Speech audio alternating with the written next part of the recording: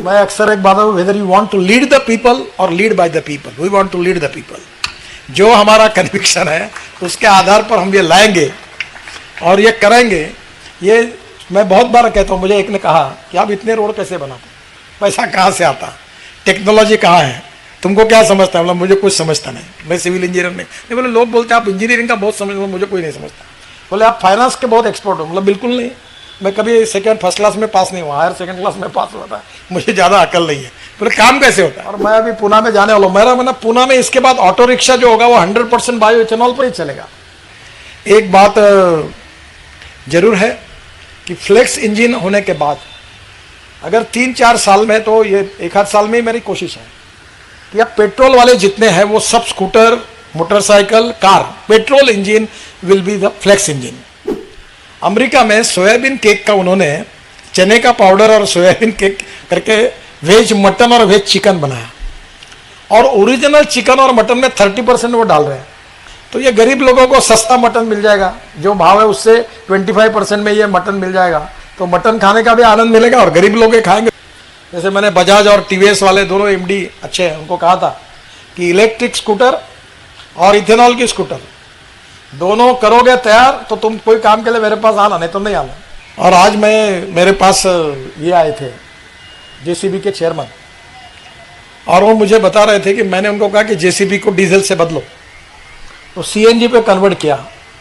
तो उन्होंने कहा कि हमारा एक्सपोर्ट 3000 करोड़ का है सर, बिकॉज ऑफ यू हम रशिया को पूरा सीएनजी बेस जेसीबी बेच रहे हैं, हमारा एक्सपोर्ट बढ़ गया और हम बहुत खुश हैं और हम 100% सीएनजी पर जाएंगे। तो मैंने उनको बताया तुम सीएनजी पे जाओ तो फिर तुम दूसरा करो ना, तुम डीजल इंजन के बजाय पेट्रोल इंजन को फ्लेक्स इंजन में कन्वर्ट करके आप 100% बायो इथेनॉल पर कंस्ट्रक्शन इक्विपमेंट को लाओ। तो मैं अभी इनॉग्रेशन करने के लिए बेंगलोर जाने वाला हूँ कंस्ट्रक्शन इक्विपमेंट मशीनरी का, और लगभग मैंने उनको कहा ये करोगे तो आता हो, नहीं तो नहीं आता। जैसे मैंने बजाज और टीवीएस वाले दोनों एमडी अच्छे हैं, उनको कहा था कि इलेक्ट्रिक स्कूटर और इथेनॉल की स्कूटर दोनों करोगे तैयार तो तुम कोई काम के लिए मेरे पास आना, नहीं तो नहीं आना। दोनों ने भी कर ली।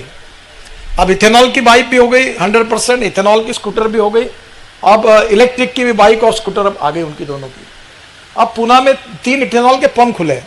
कल वो मुझे महाराष्ट्र के परिवहन आयुक्त आए थे ढाकने जी, और मैं अभी पूना में जाने वाला हूँ। मेरा मतलब पूना में इसके बाद ऑटो रिक्शा जो होगा वो 100% बायो इथेनॉल पर ही चलेगा। अब इथेनॉल पंप को भी परमिशन दिए भारत सरकार ने, और वही तरुण कपूर जी के साथ मेरी बातचीत हो गई। अब पेट्रोल, इंडियन ऑयल और सब कंपनियों को भी वो ऑर्डर दे रहे कि भाई तुम इथेनॉल के पंप शुरू करो 100%। अब आने वाले समय में निश्चित रूप से इथेनॉल के खूब रिक्वायरमेंट है, उसमें कोई कमी नहीं है। अभी 465 करोड़ लीटर इथेनॉल देश में मिलता है, तो 5% का ऐड हो रहा है। जब 20-22% तक जाने का है तो ये रिक्वायरमेंट आराम से 2500 करोड़ लीटर तो यही होगी। प्रेम से भी कहा और डंडा भी लगाऊंगा नहीं, तो मैंने उनको बता दिया कि ये। और आज मुझे बताते हुए खुशी हो रही कि विक्रम किर्लोस्कर टोयोटो के चेयरमैन मेरे पास परसों नागपुर आए थे, और उन्होंने मुझे कहा कि we are ready with Euro 6 emission norms on flex engine, either you can use 100% petrol or 100% ethanol, आप बोलो हम लॉन्च करने के लिए तैयार। तो ये 15-20% की बातें नहीं, 100% आएगी।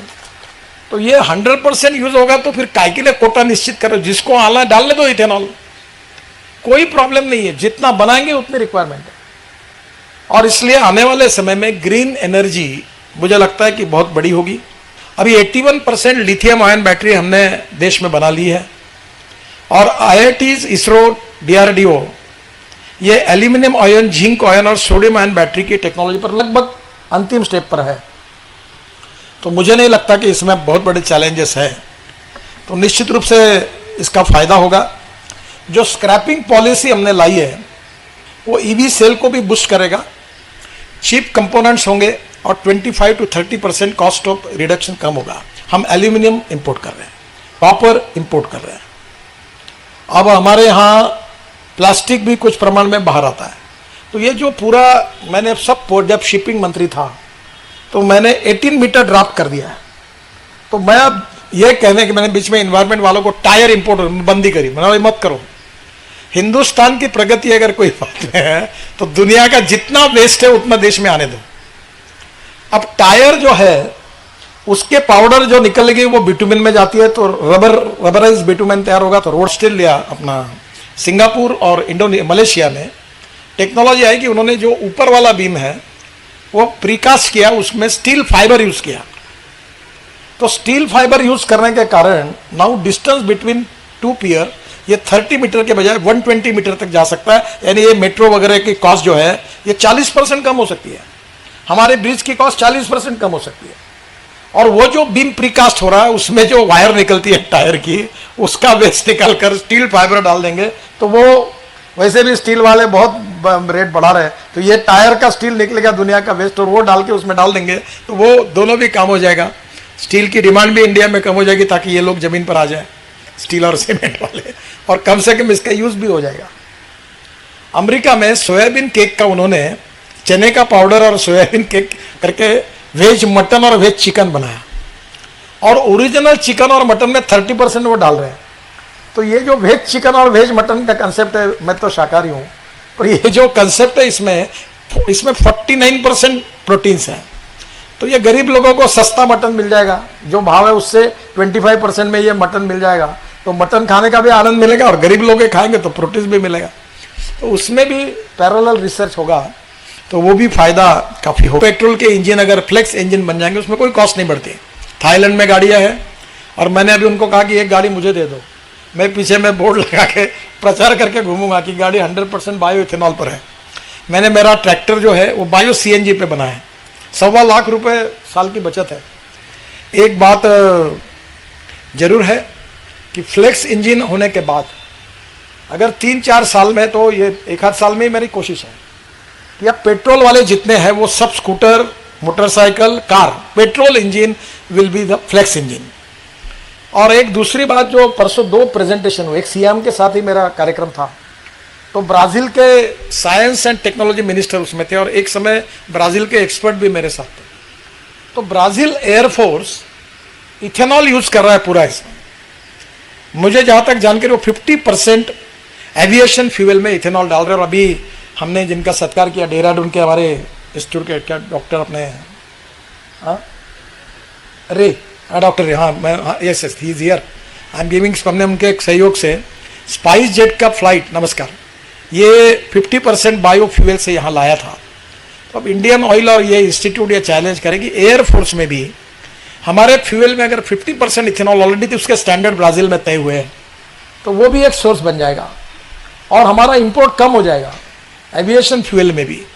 तो अभी नई नई बातें जो हो रही है, ग्रीन हाइड्रोजन, इथेनॉल, इलेक्ट्रिक और बैटरी केमिस्ट्री में आगे हम लोग चेंजेस कर रहे हैं। उसके आधार पर हमारा मिशन का टारगेट है कि जिस दिन हिंदुस्तान का इंपोर्ट 0 होगा गैस एंड पेट्रोलियम में, तब तक इसको हमको आगे बढ़ाना है और इससे देश की इकोनॉमी मजबूत होगी।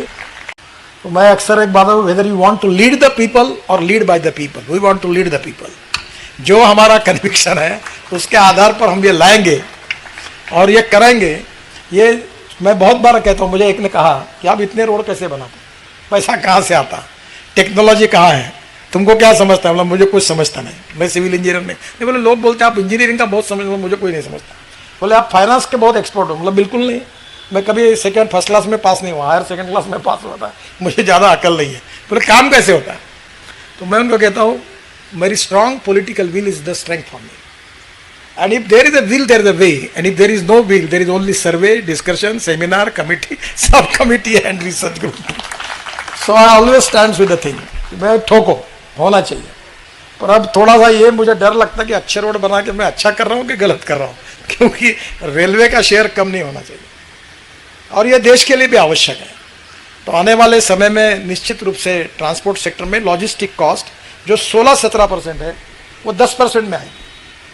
अब LNG का भी यूज़ हो रहा है, तो मुझे इलेक्ट्रिक हाईवे बनाने की बात हम कर रहे हैं, तो 100% मुझे लगता है कि अब इंडियन ऑयल, भारत पेट्रोलियम, इन्होंने पहले से ही डाइवर्सिफिकेशन कर देना चाहिए, नहीं तो पूरी इलेक्ट्रिक आएगी तो आपके पास काम ही नहीं रहेगा।